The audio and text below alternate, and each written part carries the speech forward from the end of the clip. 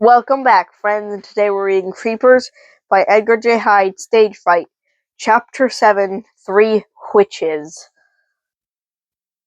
Jenny, over here, she heard her friend's voice say. We've been waiting for you. She looked down toward the front of the mausoleum and was able to make out the figures of Melissa and Joe. Thank God, she thought, stifling a small sob as she began walking to her two friends. I'm so happy to see you, shouted Jenny. I just had the most awful experience. I really think we should get out of here now. Melissa and Joe half turned toward her. Don't be silly, said Melissa. Everything's all right now. Come and sit beside me. The two girls were sitting on a low bench in front of a raised-up platform, almost like an altar. As Melissa turned fully toward her friend, she stretched out both arms to expect that something was missing. Your hand, gasped Jenny, stepping back in horror. What happened to your hand? Melissa's hand was no longer there. Instead, her arm seemed to stop just kind of the sleeve of her jacket. I don't understand, gasped Jenny. Are you messing with me? She shouted, because if you are, it's definitely not funny. She turned to her other friend. Joe, talk to me. Calm down, began Joe. There's no need to get hysterical. Jenny turned to look at her friend. She gasped in horror and screamed. Joe's right eye was missing. Don't scream, silly girl, said Joe. It's only an eye socket. I didn't know you were such a baby. Jenny covered her face with both her hands. She must have been having a bad dream. There was no other explanation for this. She opened her eyes and looked again at her two friends. To her horror, Melissa and Joe were now undergoing some sort of bizarre transformation before her very eyes. The skin had turned brown and cracked before it started to fall in small pieces from their faces. Underneath was a much older face, with Jenny recognizing as belonging to the witches from the play. Their faces were covered in warts, lined and wrinkled. They had huge hooked noses and some black, stumpy teeth. Their clothes fell away and were replaced by black cloaks. Jenny had by now become familiar with a foul odor that permeated the mausoleum. Jenny was now completely terrified. She wanted to run, but knew she had to pass the tombs containing rotting dead bodies. And the floor had seemed to be squirming with maggots. She felt herself being prodded from behind and turned around to see who was there. She turned to Beth sharply. It was the third witch, the one whose part she took in the play. What are you doing? What do you want from me? Jenny asked laternly. We don't want anything from you, my dear, replied one of the witches. It's what you want from us that matters, don't you see? No, I'm afraid I don't, said Jenny as she tried to stop her voice from wavering. The three witches now encircled her. Their frigid breath touched her face as they walked slowly around with their dusty black cloaks billowing around their feet. So naive, so unutterably naive, crackled the witch who was missing an eye. The play, my pretty one, the play, oh spirits obey us, remember? The one you're performing at school?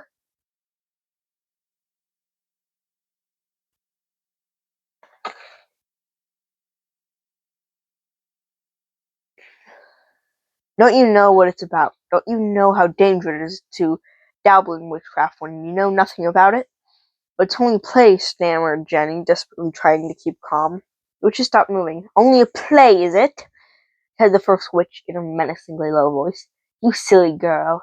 Don't you know anything? You can't just recite spells, dabble in witchcraft, and chop off fingers, then just walk away from it. It's a very dangerous thing, you know. She pushed her face closer to Jenny, and the young girl recoiled as far as she could, only to be pushed forward again by the bony fingers of the witch behind her. We didn't really chop the finger off, she stuttered. We only pretended to. Shut up, the witch snarled. I'm the only one who's speaking. Ran her bony finger through Jenny's hair, causing the frightened girl to shiver but still stand her ground nonetheless. She has guts, has she? Cackled the witch as the girl stood firm. Why do you think we waited for you this evening? We wanted to offer you something, my pretty. The witch looked at her sisters and both nodded and smirked in the girl's direction. Using one hand she did possess, she took hold of Jenny's.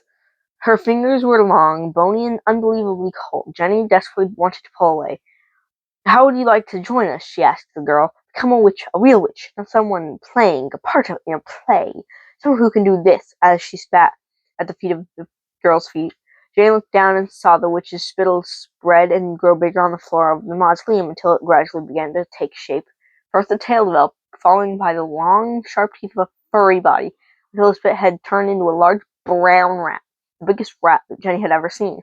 Jenny moved her feet backwards. She noted that the rat did not move away, seeming content to stare at her from its position on the floor. The witch smiled a broad, toothless smile, and her two sisters cackled with laughter. The one with the missing eye clapped her hands and said, "Well done, sister, I forgot that old trick."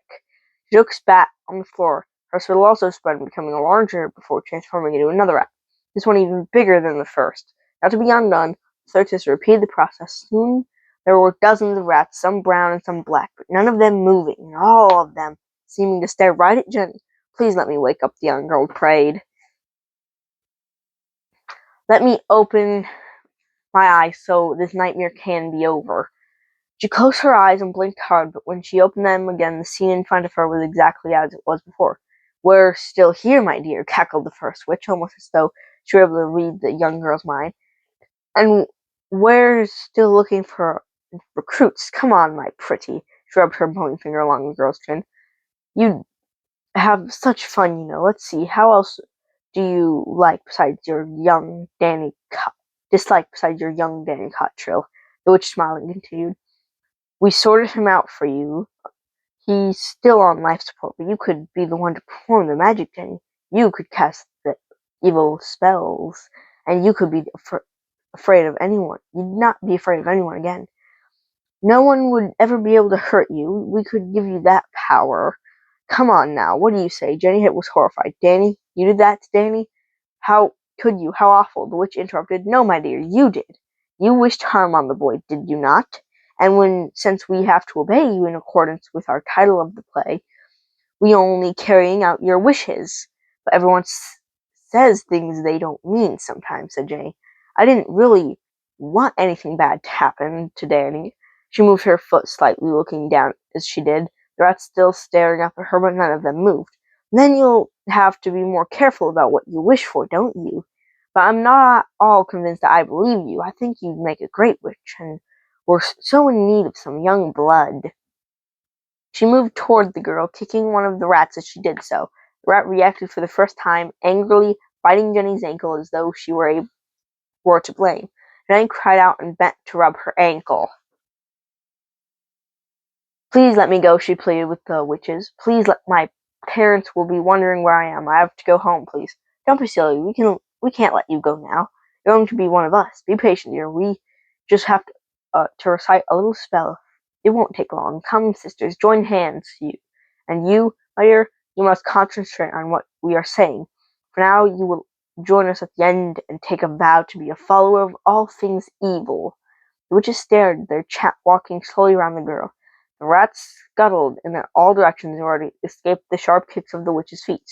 Danny was trembling from head to toe and tried desperately to think of a way out. If she could just break through the witch's hands and run toward the entrance of the mausoleum, she could maybe avoid the rats. However, it would be sure to run into millions of slimy maggots.